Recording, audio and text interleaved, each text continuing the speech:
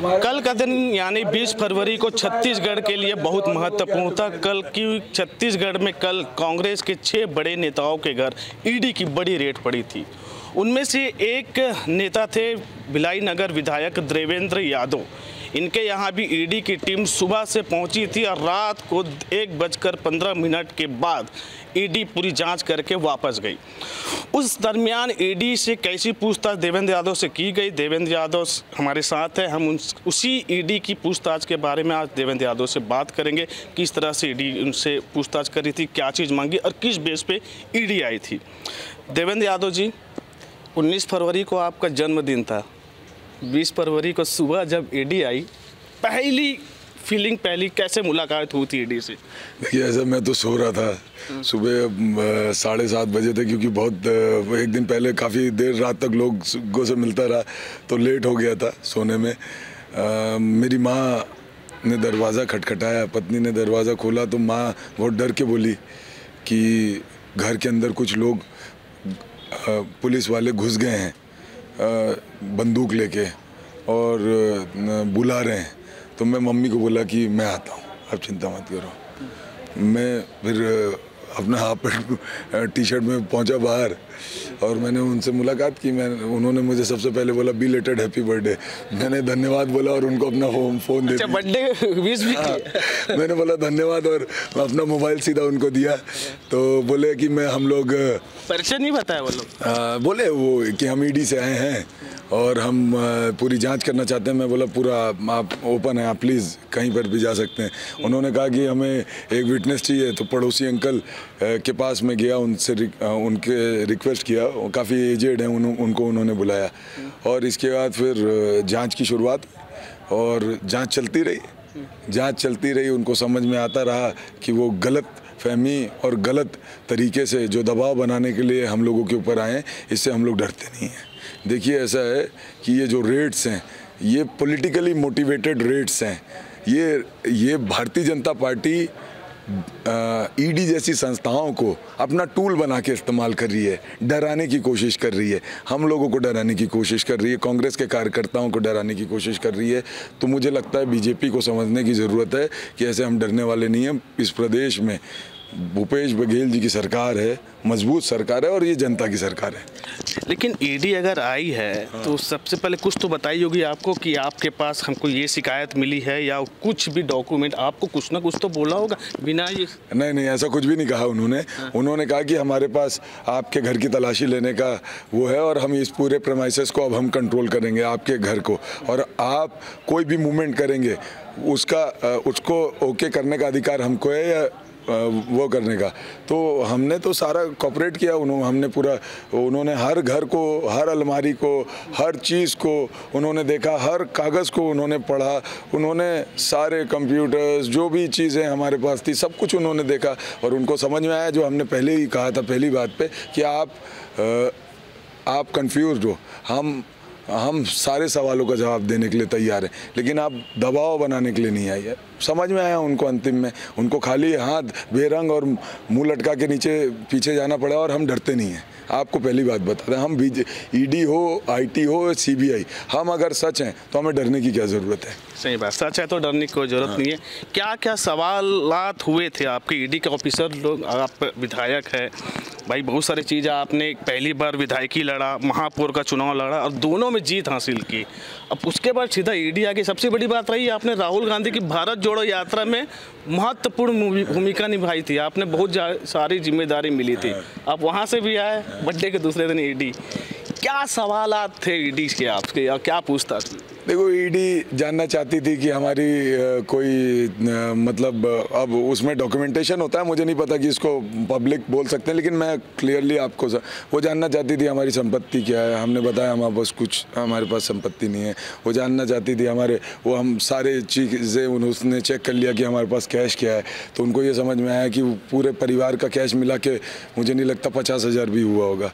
ठीक है, तो उनको ये भी चीज़ें समझ में आई। ठीक है, उन्होंने चल अचल संपत्ति हर तरह से जो भी वो देखना चाहते थे उन्होंने सब कुछ देखा। लेकिन उनके सवालों में हमें कोई परेशानी इसलिए नहीं हो पाई क्योंकि हम जितने भी कांग्रेस के नेता हैं, हम इस बात को समझते हैं कि ये हमको कंफ्यूज करने आए हैं। ये केवल और केवल ईडी की कार्रवाई अगर कुछ हो रही है ना, इनका एक ही मिशन है, 2023 में कांग्रेस पार्टी की यहाँ पे सरकार कैसे रोकें, वो इसके लिए ये सारी चीज़ें कर रहे हैं। उनको इस बात को समझने की ज़रूरत है, भारतीय जनता पार्टी को मुख्यतः, जो केंद्र में बैठी हुई है, कि ये ईडी से छत्तीसगढ़ की जनता को वो खींच नहीं सकते, जीत नहीं सकते। छत्तीसगढ़ की जनता के साथ आप संवाद करोगे तो उनका स्नेह मिलेगा, ऐसे डराने से नहीं डरेंगे हम लोग। खैर ठीक है, वो तो सरकार बनाने और ये करने का पक्ष विपक्ष पार्टी की बात होती है। खैर ईडी तो अपना एक जांच एजेंसी है, वो कार्य करिए। लेकिन अब मैं एक सवाल करूं, ईडी आपसे कितनी संपत्ति का कल ब्यौरा ली है, कैश कितना मिला, कुछ आपके जाते समय आपको कुछ? ये देखिए, ये तो पब्लिक डॉक्यूमेंट्स है, पब्लिक फोरम में भी भविष्य में आ जाएगा। उनके पास कुछ भी मतलब एक्चुअली मेरे पास कुछ संपत्ति है नहीं, कुछ कैश भी नहीं है, इसलिए कोई समस्या नहीं है। अपन लोग सार्वजनिक जीवन के कार्यकर्ता है, हम अगर ये संपत्ति और पैसे पे चले जाएंगे तो लोगों के हित में काम नहीं कर पाएंगे। तो इसलिए लोगों का प्यार मिला, और वो अगर मेरे यहाँ से कुछ लेके गए होंगे ना, मेरा एसेट, तो ये जो हज़ारों लोग सुबह 8 बजे से रात के 1 बजे तक घर के सामने खड़े थे ना, भजन कीर्तन कर रहे थे, हनुमान चालीसा पाठ कर, हाँ, उनका जोश लेके गए होंगे। और मैंने बताया कि मेरी एसेट है ना, ये बाहर खड़ी है, अंदर कुछ नहीं है, और ये सरकारी घर में मैं रखता हूँ, ये भी मेरा नहीं है। जब तक शासन ने दे के रखा है तब तक है, नहीं देंगे तो कहीं किराए में जाएंगे। मैंने उनको ये बात समझाई। चलिए, इतने हंसी इस टाइप की बात हुई, लेकिन एक बात ये भी आ रही थी कि कोई गोली वोली चलने वाली बात भी आ गई थी, तनातनी भी हो गई थी आपसे। मेरे उन्होंने ना एक बार बड़ा ख़राब रवैया और बिहेवियर किया, कुछ साथी कार्यकर्ता, चूँकि मैं सुबह 8 बजे से उनको दिखा नहीं था, मेरे से कोई उनकी मुलाकात नहीं हुई थी, ना मेरे परिवार के लोगों को, तो कुछ जोश में आके थोड़ा गेट के पास खड़े हो गए, तो उनको बड़ा गुस्सा आ गया। उन्होंने सीधा सीआरपीएफ को बोला, कोई भी गेट पे खड़ा हुआ तो सीधा गोली मार दो।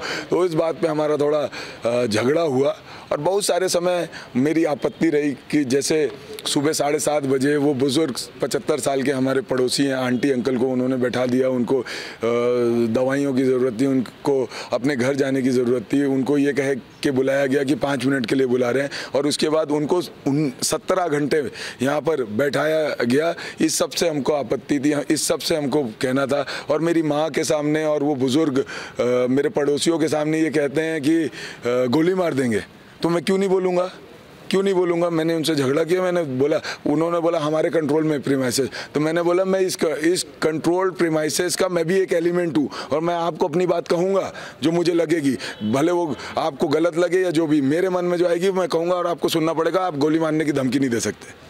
इस दरमियान एक ईडी से आप लोग को जब कार्रवाई चल रही थी, आपने बताया, उसके बाद वो आपके बारे में, अपने बारे में बताने लग गए कि हम भी क्या है, वो क्या बात थी, थोड़ा बताइए। बड़ा देखिए, मुझे तो लगता है, मैं तो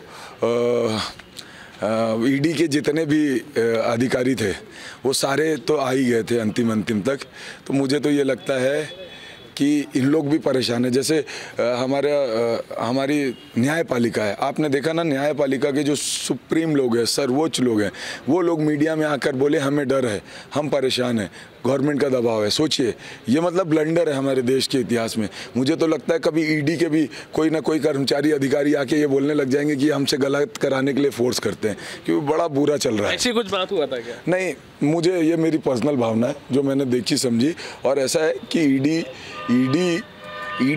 ईडी के जो अधिकारी, मैंने उनको भी ये बोला कि आप लोगों को भी है ना कार्यकर्ता जैसे काम नहीं करना चाहिए, आप लोग भी जिम्मेदार लोग हो, आप लोग अपना विषय पे काम करो। पॉलिटिकली मोटिवेटेड करोगे तो सम्मान नहीं मिलेगा, और पॉलिटिकली मोटिवेटेड नहीं रहोगे तो सब कोई सम्मान करेंगे। सम्मान ईडी का खराब इसलिए हो रहा है, ईडी एक्सपोज इसलिए हो रही है कि वो पॉलिटिकली मोटिवेटेड होकर काम करे। एक लास्ट सवाल, आप दावा करते हैं कि ईडी को आपके यहाँ से कुछ भी नहीं मिला, या कुछ पब्लिकली है, मेरे पास जो है उनके पास है, और मैं आपको पब्लिकली भी बोलता हूँ कि मेरे यहाँ कुछ नहीं मिला उनको। वो मेरा मोबाइल फ़ोन लेके गए, उस पर कुछ और देख सकेंगे तो देख लेंगे, और मैं ईडी के सभी तरह के आगे के भी ईडी, सीबीआई, आईटी सब के पूरी तरह से फ्री होकर उनके सारे सवालों का जवाब देने के लिए हमेशा तैयार हूँ। और मैंने उनको कहा भी है कि भाई मेरे को रोज़ रोज़ मत बुलाना, एक बार बुला लेना, 5-7 दिन रख लेना, रखना होगा तो जो पूछना है वो पूछ लेना, और इसके बाद फ्री करना, क्योंकि काम करना है मुझे बहुत सारा, मेरा समय ख़राब ना हो, क्योंकि हमारा पूरा समय हमारा नहीं होता, ये पब्लिक का होता है। हम पब्लिक सर्वेंट हैं, तो हम पब्लिक के समय को आपको ज़्यादा नहीं दे सकते। जो लेना है एक बार में ले लो और फ्री करो। 2023 यानी इसी साल विधानसभा चुनाव होने हैं, आप विधायक है, क्या कुछ असर पड़ेगा इसका ईडी के रेट, क्या मानते हैं?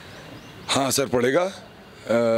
जनता ने कल असर दिखाया भी, जिस तरह से बिना प्लान, बिना अपील के हज़ारों की संख्या में भिलाई वासी यहाँ पर आए, उससे ये बात समझ में आती है कि जो हम काम कर रहे थे अभी तक, वो भिलाई की जनता ने उसको पसंद किया है। और हमारा जो व्यवहार है या हमारा जो चरित्र है, उसका अगर कोई जवाब देना चाहता है तो हमारे चरित्र का जवाब हमारी भिलाई क्षेत्र की जनता ही दे रही थी कि हम किस चरित्र के व्यक्ति हैं। उनका हुजूम दे रहा था, महिलाएं दे रही थी, तो इसलिए हमें चिंता करने की बात नहीं है। चिंता उनको करनी रहती है जिनका संवाद नहीं होता लोगों से, जो सच नहीं बोलते हैं। हम सच बोलते हैं और हमारा संवाद भी है। तो ये थे भिलाई नगर विधायक, कांग्रेस विधायक देवेंद्र यादव, जिनके यहाँ कल ईडी ने कार्रवाई की थी, कई घंटों से पूछताछ चली थी। देवेंद्र यादव यह कह रहे हैं कि कितनी भी जांच में संशय है वो आ जाए और मुझे बुला ले, मैं आ जाऊंगा, मुझसे पूछताछ करे, क्योंकि मेरे पास कुछ है नहीं। ये देवेंद्र यादव का दावा है। दिलीप शर्मा, ABP न्यूज़, दुर्ग, छत्तीसगढ़।